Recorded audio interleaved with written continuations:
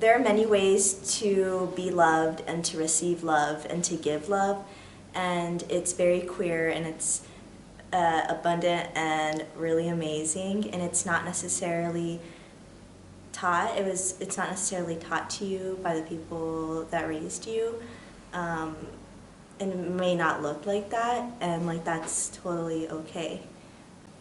I think that it's important to remember when you're feeling like you're judging someone else that you're actually having an internal conversation with yourself. And I think that it's important to understand that that comes from the fear of failure. And so as an adult now, whenever I feel those impulses to judge, I try to lean in and figure out what exactly it is that I'm afraid of failing at that moment. And I think that that could lead to a life where you're a bit more compassionate and can let people into your life and have meaningful relationships, especially now that you're older and it's harder to find your people. I think had I known that growing up when I was younger, it would have been helpful.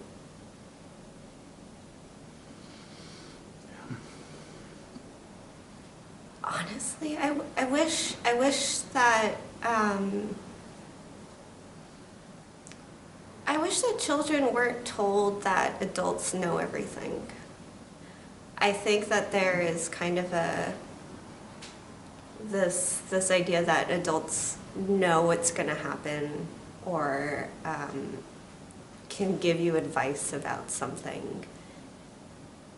And I think that actually hurts a lot in terms of being able to stay curious and run towards new experiences.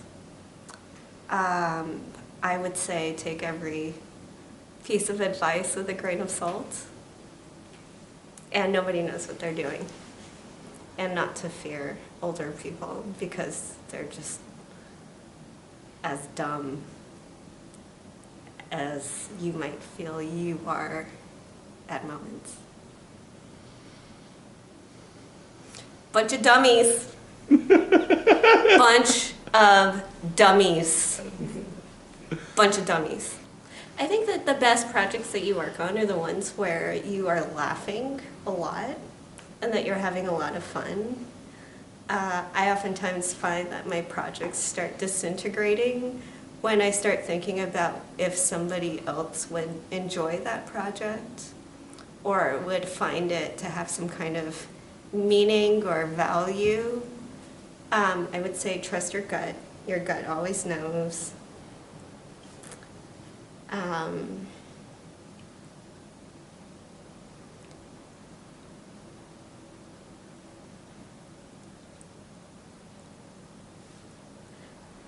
I think it's important sometimes to refuse and just don't yield. Don't yield to somebody else. If you're walking down the street and somebody is coming the other way and refuses to yield, don't yield to them and see what happens when you bump into them or when they bump into you. Lots of things. I wish I had known, so many things. I wish I had known that I would get braver as I got older instead of what people will often say, which is that you get more sort of like conservative and protective and like invested in the status quo rather than in some ways as I've gotten older, I've gained confidence and felt more and more able to see, I don't know, just how little it matters, how people's sort of very specific, narrow opinions of you in a moment actually matter. and you know, specifically, I think I wish I'd known that being kind of politically active or really bold in my sort of opinions and ways of thinking and ways of challenging things would only get kind of bigger as I went along. I was always kind of had a big mouth. That's not like that came later. But I think I spent a lot of time thinking that I was messing something up by having that I was sort of undermining, you know, the attempts that my poor dear parents were making to propel us appropriately into middle class respectability. Versus what I think was actually the case from them and for me, which is that part of what they wanted me to do was to be able to be as fully myself as possible. So whether that was about what I had access to, or, you know, educationally or functionally or materially, or whether it was just about how I was nurtured, that was the goal. And that is the goal, is not to sort of figure out how to conform better and better, but to be more full, and to be more, you know, for lack of a better term, like take up space, to be, you know, invested in my own pleasure, invested in my own capacities to be humane to myself and to others, to experiment, to try things, to like just not give a fuck, but then also to give a fuck. I think that's the thing. I don't know, maybe that's a contradiction, but when I say not give a fuck, it's not like, oh, I don't care how I do things impacts other people, so much as, you know, not being worried and anxious that every single decision could mess things up. You know, that everything could go wrong or things could fall apart. Partly because as I got older, things did fall apart, things will fall apart. That's just how it works. And, you know, and then I put it back together and kept on going. And it was fine. And every time things fell apart or fall apart, I just, you know, get better at putting it together and get better at realizing that it doesn't make a difference. That it's possible to kind of live in ambiguity and be okay. I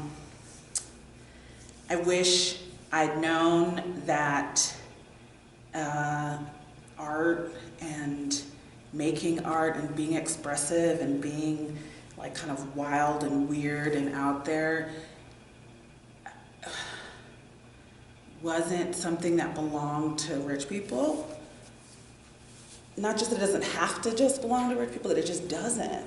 You know, like I wish I'd paid close attention. I came from artists, like my lineage is artists, and I knew that. It wasn't like that was a secret, but I somehow internalized this idea that that was like an aberration or something to apologize for, or if I did know it, I would still try to kind of, you know, be cagey about it versus like, this is ours. Like this isn't, I don't know where this lie came from that like the pursuit of like beauty and weirdness and being out there and on the fringe and, or things like opulence and luxury and, you know, and abundance are somehow the purview of like the upper class or something versus that like, or, and this is the worst one, or that somehow the ability to think complicated, interesting thoughts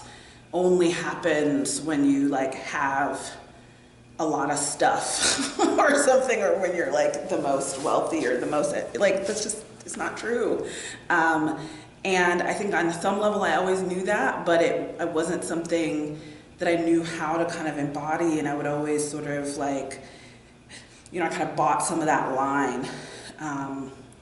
That, you know, if we're, I don't know, that like if you're not absolutely like functional and practical and, you know, giving of yourself to a very specific commodity or cause, that somehow that is a function of your bouginess or whatever, which is just, it's just not true. And that some of the most interesting, exciting, strange, unusual, non-functional, you know, bizarre, challenging, abstract, right? Any of these words that we attach, like creative ways of being, have like come from, you know, like Black people and women and queers and poor people, and, you know, not to the exclusive of or not only that, we make everything. That's because we can be anything the hell we want to be, right? I think that's the thing. It's like this, I wish I hadn't internalized these ideas that there was this one way, you know, not just one way to be a Black person, or one way to be a woman, or one way to be whatever, but like one way to make art, or one way to be a thinker, or a maker, or a change agent. And so, yeah, I wish I'd known that, and it feels connected to this sense of like being so anxious about being kind of like legible and understood by other people, versus that if I was just like doing what I needed to do, the people who needed and wanted to understand me would find me, right? Like that has been such a critical lesson, that like it's not even some sense that like doing those things is going to make me so lonely and afraid and all by myself like some special snowflake. It's just like the more I was kind of doing my own thing, the more the person who needs to hear what I have to say and how I have to say it is going to be like, where are you at, girl? Like, let's go. Let's be weird. So yeah, I wish I'd known that. I wish I would have known that my life would be absolutely nothing like I thought it would be, or planned for, or even could have dared dream of. And so I wish, knowing that, I could worry less. Worry a lot less. I can let go of any concrete plans that I felt like I had to make. And I can trust more and really flow with what life wanted to throw me at each and every moment and phase along the way. But not following that path and following my intuition, following all the blessings and signs that life throws us when we pay attention, that would actually completely oftentimes obliterate all sense of anything that I ever thought I knew or was possible or who I was, and that life is actually so much more amazing than I could have ever planned. My hands. Yeah. This is the way this Muppet operates. If you feel ostracized because the things that you like differ from what the dominant consensus is, know that you can empower yourself in those arenas. Know that you can take those things and own them, and they become the most beautiful part of you. Don't believe the illusion of the dominant consensus of what is appropriate to like. Your preferences are your own. And everyone's preferences are different. And just because there's a dominant consensus of what preference is considered the most desirable doesn't mean that yours is incorrect. And if you in fact take the thing that you feel othered about and empower yourself to lift that thing up and say proudly, this is my preference, and I know it's not what other people would choose, but I love it, and I think it's beautiful, and it's what makes me me. And you have to know that in this world, with as many people live in this world, you are not alone in preferring your thing over the thing that dominant culture would tell you is the correct thing to prefer. when you have the opportunity to engage with another person, ask them about themselves and really listen to what they have to say, because instead of just touting your own limited experience, it can be so much more fulfilling to take in the scope of experience that others have to share with you. I immediately thought of the concept of time, that we're meant to believe or are kind of forced into these confinements of time. You work a 9 to 5. You wake up at 7 a.m. You go to bed at 9 p.m. Like, there's this kind of rigid structure of time that we are kind of programmed to work within. And as I've moved through life, I feel like time becomes more abstract, and in that abstraction becomes more fluid and malleable to the point of it not really having an existence. And that time, while we may want to say time is the daytime is when the sun rises and the sun sets, I mean, that statement in and of itself changes. When you're in the middle of summer, your day is a lot longer than when you're in the middle of winter. Therefore, I feel like that can give us perspective on how time is fluid and the ways in which we can understand time, that we can play with time. It's a powerful way in which we can orient ourselves to space, to other individuals, to the natural world. I think that there's power in the ways that we can align with natural cycles and understanding it not necessarily as time, but as cycles of change, the cycles of the seasons, the rising of the sun, the setting of the sun, death, growth, birth, that it's all this kind of integral play and dance that we're a part of.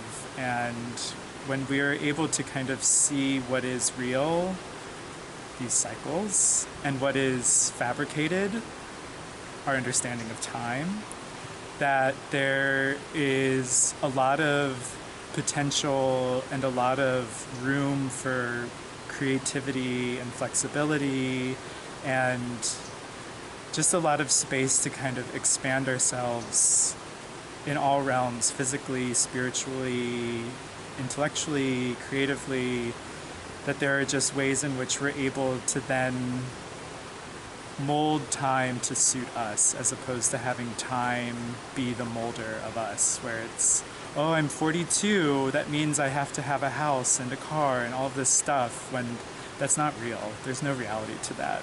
It's only as real as you want it to be. And maybe 42 to you means that you just graduated college and you have the whole rest of your life ahead of you. Like, how beautiful. So I think definitely this, a way, it's a, how do I answer this? Yeah, the concept of time is something that I feel very aware of now, that I wish I had more awareness of as a child. Something that I wish that I had known growing up was this mantra: I'm sorry, please forgive me, thank you, I love you. And when I was younger, I would sort of get wrapped up in negative thinking and go down a rabbit hole. And I wish that I had known this mantra, and then I would have said it silently to myself in my mind to sort of bring myself back up. I think that if I ever have children, I will teach it to them, so that if they're ever sort of stuck in a negative thought, that they can just take a deep breath, go for a walk, and just say, I'm sorry, please forgive me, thank you, I love you, I'm sorry, please forgive me, thank you, I love you, and sort of be able to breathe and come back.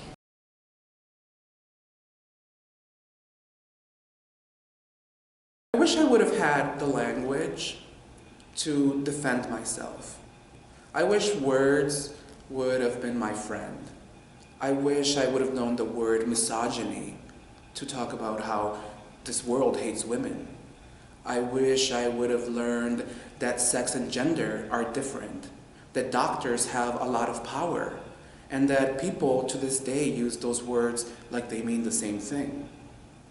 I wish that I would have been able to understand that language is a construction and that it was created by those in power to serve them and not us. But words are alive, and I feel that if I would have learned early on that I can create words and destroy words and combine words, I could have made myself a long time ago.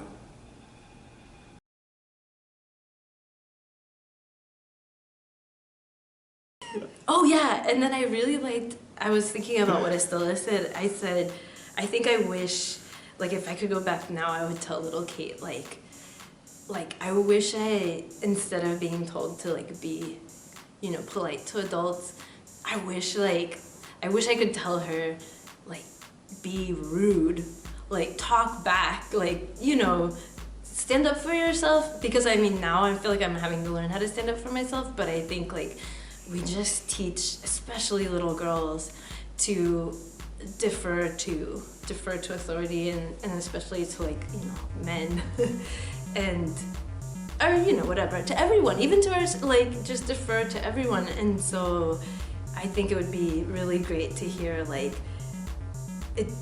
being bad doesn't make you bad, like to do things that are seen as bad or like are seen as not just naughty but also just like disrespectful or whatever, that doesn't make you a bad person. So now when I see like little kids being polite, I just want to be like, no, talk, like, yeah, don't thank me, like, you know, be like a little asshole to me, but I just want them to know that like they deserve to be able to do that for them, to take care of themselves. Yeah, I wish I had known that basically after, well, in my particular experience, that going into my 30s and my late 30s, that basically it feels exactly like what having a really bad hangover in your 20s feels like. And so you should recognize that you have so much energy when you're young, and even though that doesn't mean very much, every time you have a bad hangover, just think like, okay, this might be my future, so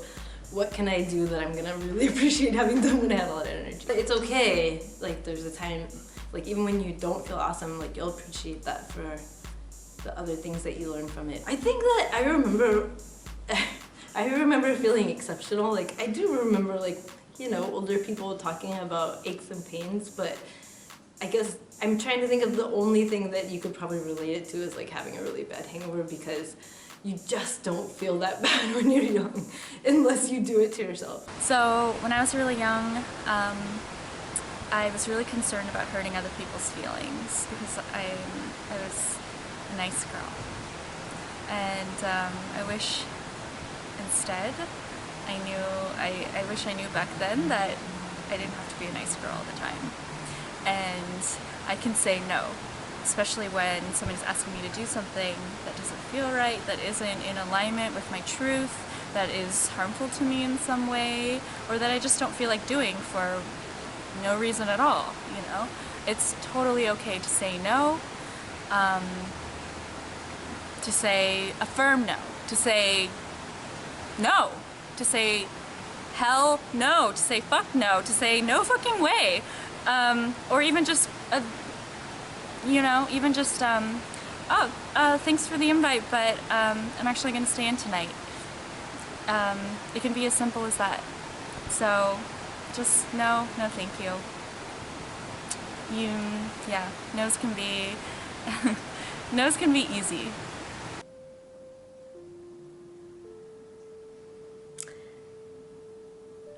One of the most important things in life are the friendships and relationships you cultivate, so keep your friends close, and know that that's the most important work that you'll leave when you exit this world. Don't take crap from anyone. Unless they're paying you a lot. I'm just kidding. That's bad.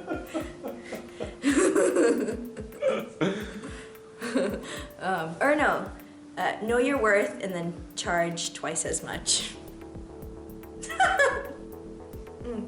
There's no right or wrong way to feel your feelings, so know that all the feelings you feel are completely valid.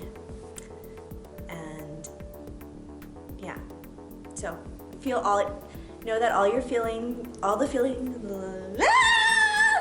that's also one, okay. No, but yeah, just know that all your feelings are valid, whether you feel like you should not be feeling them or whether others have told you you shouldn't feel that. Enjoy life, have some fun, have some sex if you want to. If you don't, that's cool too. Eat some good food, have some laughs, pet some animals, put your feet in some dirt, feel the sun, tickle your skin.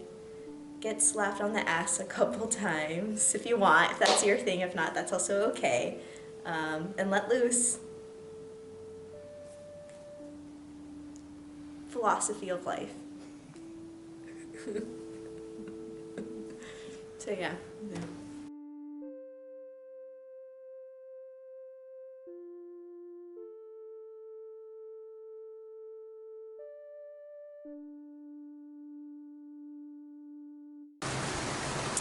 I wish that I would have understood that life was a big collaborative process between me and the earth and the animals and the plants and the people in my community and time and space and spirits. I had this weird idea that I had to be the sole controller of my life's direction, which is impossible, and I always felt like I was failing. And as soon as I started to recognize that I was in collaboration with an infinitude of beings that were also doing beautiful things and beautiful work and supporting my life, I could relax much more. So I wish I would have known that we live in a relational universe that's collaborative and that I was not alone in anything. I wish I had learned about the vast history, herstory, transtory of our queer, trans, and gender non-conforming ancestors and how they connect to our indigeneity, and that there were and are different ways of existing and living, and that the white-centered colonialist narrative is not the only one. That we are taught certain histories for a reason, that everything you've been taught growing up doesn't really mean it's all the knowledge and information out there, that you're actually missing a vast array of information, and that you have all right to ask for that, to look for that, to seek that, to co-create that. I wish I had known that instead of feeling ostracized or disconnected, that I could reach out and ask for help, that I could tell people that I don't feel like I belong, and that could mean opening my heart more, feeling more connected. And in those moments when I felt like my art didn't matter, my words didn't matter, that I could continue to create, and that I could invite other people into my process, and that I could be as supportive as I possibly could to other people, so that another person would not feel the same level of alienation and insignificance as I did growing up.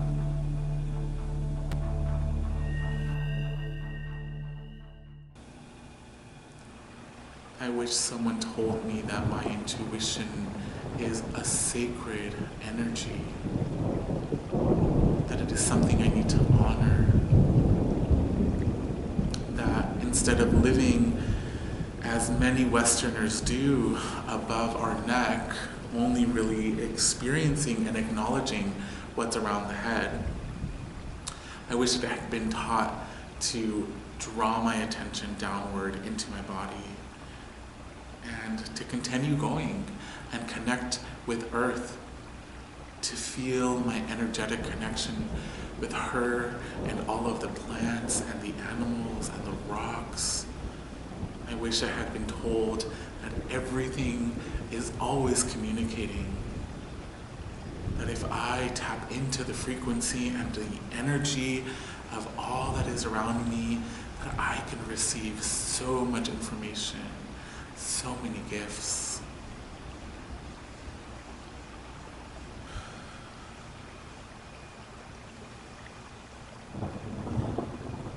I wish I had been told that it was okay to cry. That my emotions are valid. That they are not something to throw away or stuff down deep into my body until the pain is too much to bear. No, but that they are something for me to share, for me to bring into community, into relationship.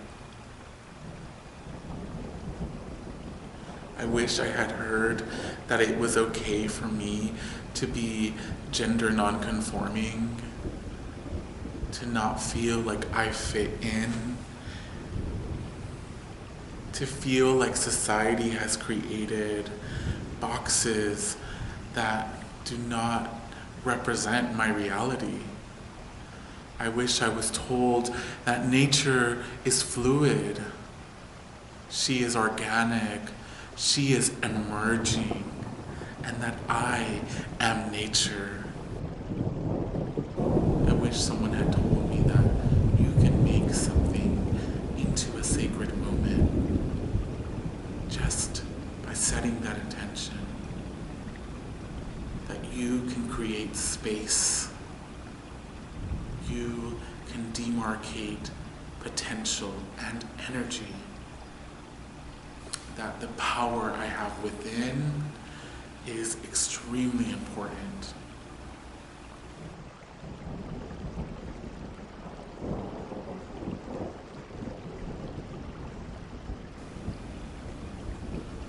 That I am allowed to make decisions, to change my mind, to fail, to try things out, to regret something, that I am allowed to be alive and to experience life through the lens of love, of hope, of opportunity.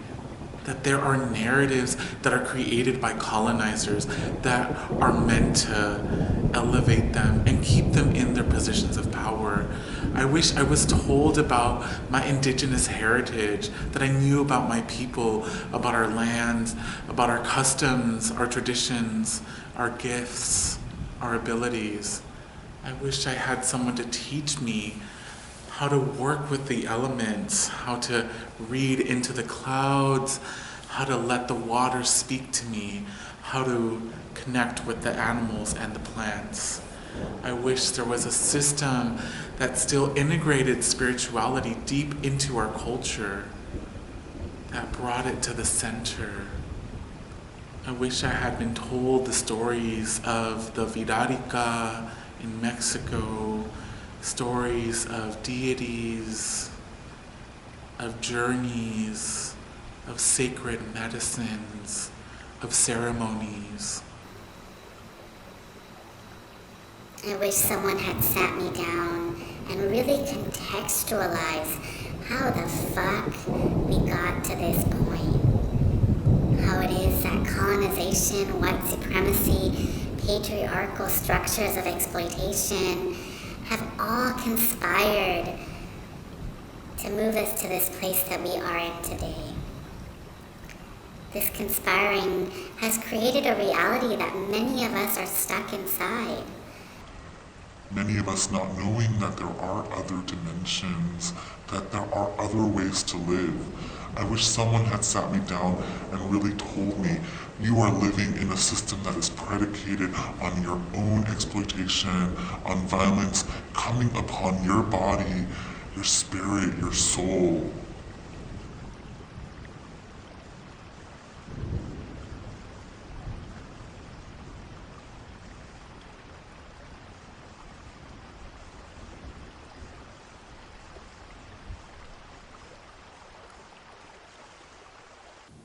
I think I want to begin by doing protocol, and so I want to begin by saying it's good to be here in Muskogee, Cherokee, and Osage territory, and that I'm really glad that this is going to be going to a place where I used to live in Southern California, and that I want to honor the tribal nations there, and particularly Tongva loved ones who are down there, Chumash loved ones, various like California Indian loved ones, and also in the north, Pomo, Miwok loved ones, Paiute loved ones, Ohlone loved ones, like just so many California Indian communities that Cali was home for me for about like 7 years of my life.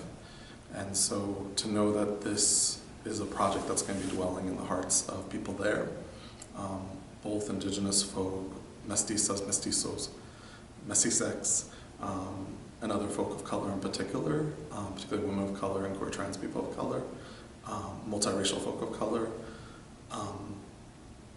That feels good to me, and it feels good to me coming from home and thinking of people there, and both Haudenosaunee folk, Lenape folk, Puerto Rican folk, just all the different communities of color that are back home and part of my communities, Arab communities, African descent communities, so many communities, Filipinx.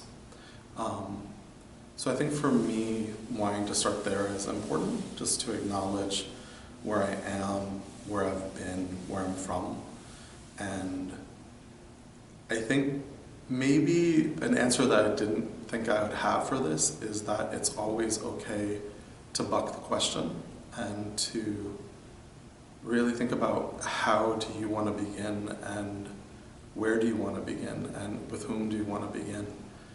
And that it's okay to be multiple and to have multiple responses to something. And the response I was wanting to say a few minutes ago had to do with love, and my feelings on love are multiple, and they're linked, they're concentric, and I didn't want to have it just be one brief answer that I then expand upon, but rather like the threads or the web of those answers. So in terms of love and what I wish I had known, I think that's the question. So many things, like one, that it might be a long journey to learn how to love myself, and that that's okay. And that in the journey of learning to love yourself and working through all the internalized oppression that stands in the way of you doing that, and all the external oppressions that seek to kill and destroy you and your peoples,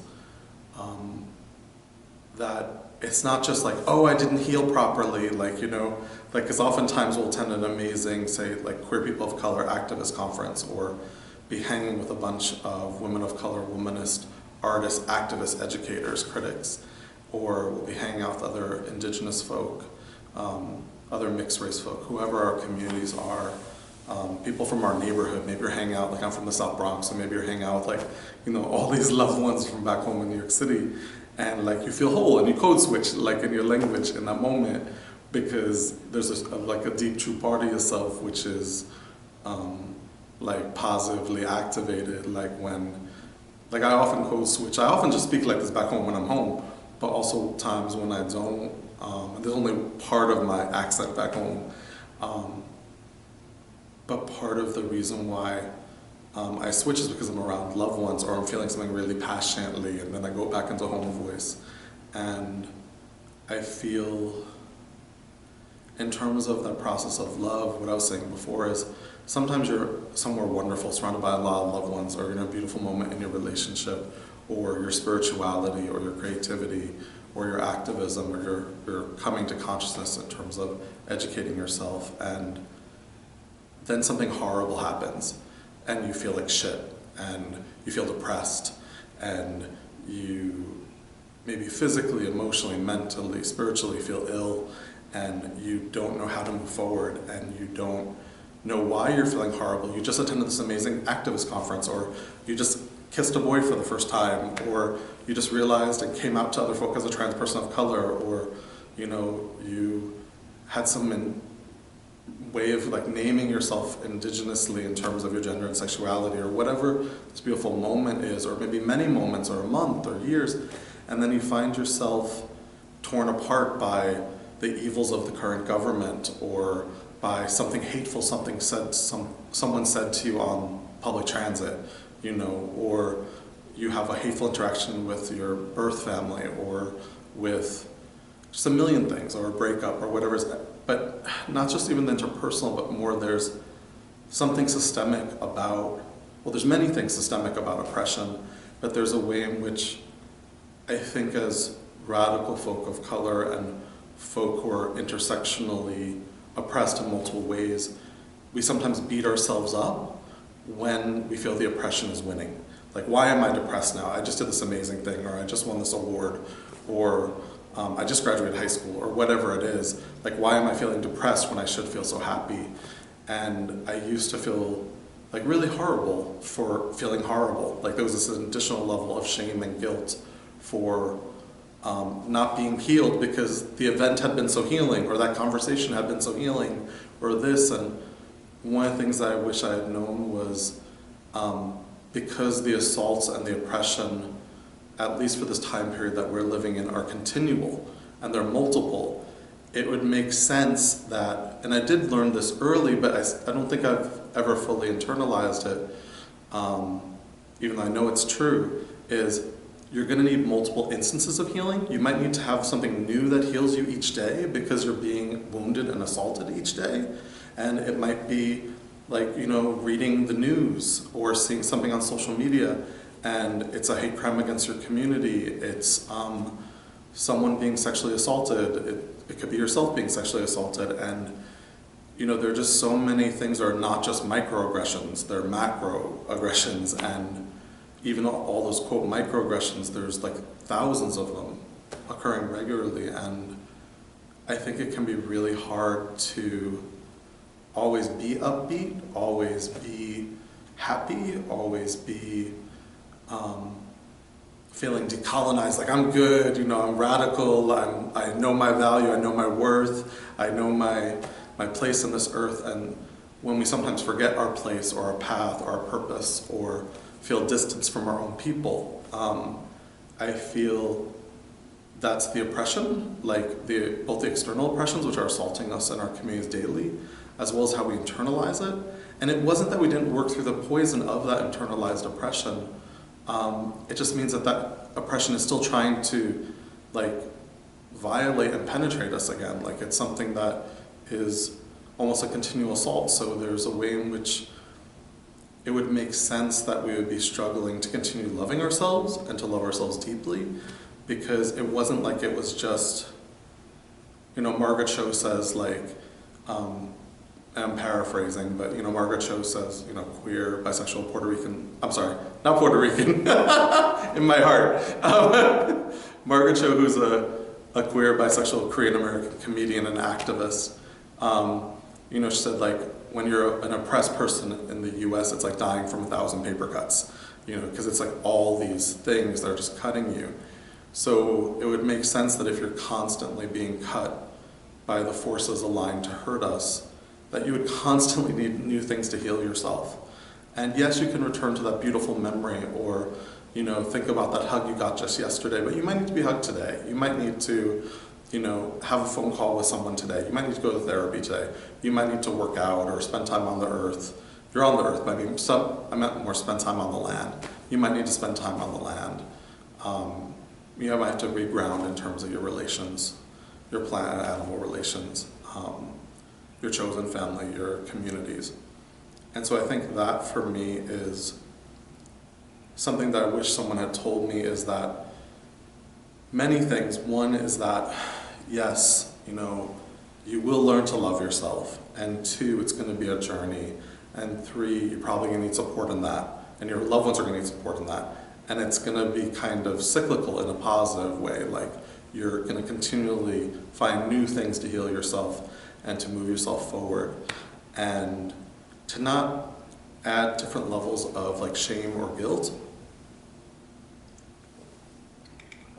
To not beat yourself up for being wounded by others more than once. Because it's not just what we experienced when we were little kids, not just what we experienced when we were teens, or even young adults. It's the fact that like these forces are out there, and it would make sense that we need to continually work through that damage and continually heal in new ways. So I wish that's something I had known coming up, because I used to feel really guilty after going to Queer People of Color Activist Conference or having an amazing intimate experience with another brother, of color, and or whatever it might have been, and being like, why am I still feeling internalized queer phobia? Or why am I still dealing with internalized classism? Or why am I still conflicted around being mixed race? When I've worked through these issues, and it's like, no, there's so much like, anti-misogynist bullshit. There's still so much like queerphobia and, biphobia, homophobia, transphobia. Like there's still so many things. Like economics is fucked, and the ways in which we're told to hate ourselves if we're poor, working class, or mixed class. If you're a survivor, there might be multiple other things in addition to the assaults that you've survived that you may, like I'm twice a rape survivor, I experienced abuse, growing up and multiple forms as an adult. And so there's a way in which if there's all this still violence and oppression and harassment occurring, it would make sense that you need to find new or old ways of healing each of those times, and to know that that's okay and that it's a journey, and that knowing part of that process of that journey and of, I think that in and of itself, it could sound depressing. It could sound like, wait, it just keeps on going, but also the healing keeps on going. And I think when we learn how to share tools with each other and support each other and learn more about the multiple things that can heal us, like I know the things that can heal me, and I think when I get regrounded in that, I feel most safe, I feel most self-loving, and when I'm in community with my loved ones around that and their healing and our collective healing, I think it's when we're most whole. Normal changes so fast. Sometimes you might find yourself inside a new normal, and sometimes it could be wonderful, and sometimes it could be scary. But if you know yourself and you know you're in tune with your own body and your own spirit, it makes it a little easy, or it makes it easier. But the scope of what normal is very fluid and changes so rapidly.